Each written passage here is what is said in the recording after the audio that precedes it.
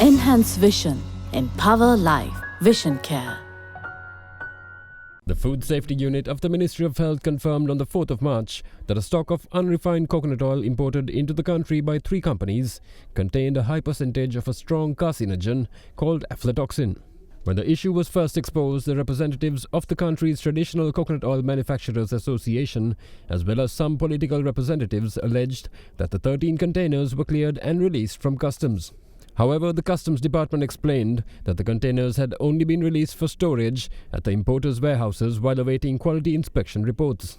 Against this backdrop, the Sri Lanka Standards Institution took action to test the coconut oil samples for the second time in response to appeals made by the companies in question.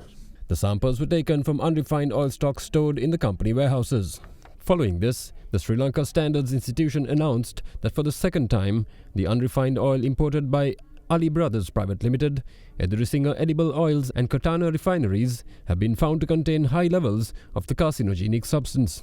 Although the maximum accepted aflatoxin level per kilogram of coconut oil is 10 micrograms, the samples taken from the consignments belonging to the 3 companies were found to contain almost 3 times that amount. Accordingly, the Standards Institution stated that the reports have been forwarded to the Director General of Customs for further action regarding the containers. Meanwhile, Director General of the Sri Lanka Standards Institution, Dr. Siddhika Senaratne, outlined the differences between the testing protocols followed by the SLSI and the Ministry of Health's Food Safety Unit.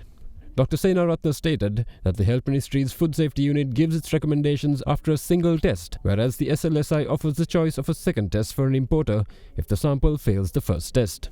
So when we get the notification online, first of all we check for documents, whether they are correct or not, and if everything is okay, we liaise with the customs and then with the importer, and then we go and collect the first sample from the port or from RCT. So SLSI have a 24-hour operating branch in RCT. So when our sample officers go and collect samples, and then we bring that to our sample room at SLSI. So from sample room, we give a code to that. No names or nothing goes to the lab. So with that code, we send samples to the lab. So once the lab finish testing, the test report comes back to Quality Assurance Division, and they decode the name, and then if they are passed the first time, we give a recommendation to customs to be released to the consumers. We only give a recommendation, we can't approve anything. And if the sample is failed, we tell the importer, your sample is failed, what do you want to do, whether you want to re-export or you want to do a second sample. So if they say they want to resample, we go and collect the second sample, and only once the test report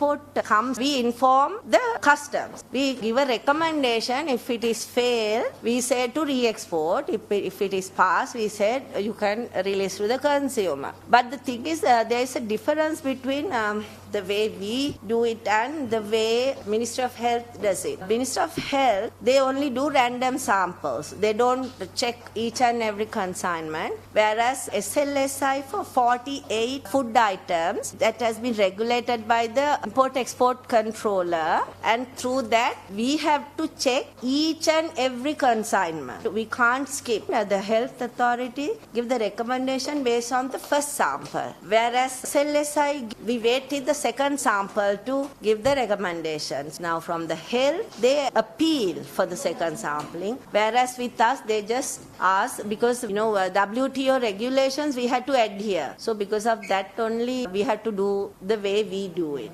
Meanwhile, in response to questions regarding the likelihood of multiple test samples of the same consignment returning different results, Dr. Senaratne stated that a single sample cannot necessarily represent the entire consignment, and hence results can actually vary. With that being said, however, could this mean that the accuracy of negative first test results are also likely to be inaccurate, posing the risk of aflatoxin-laced coconut oil being released for public consumption? Lever Ayush Karabu Neti Danta Lepaya Shaktimat Datti Palakata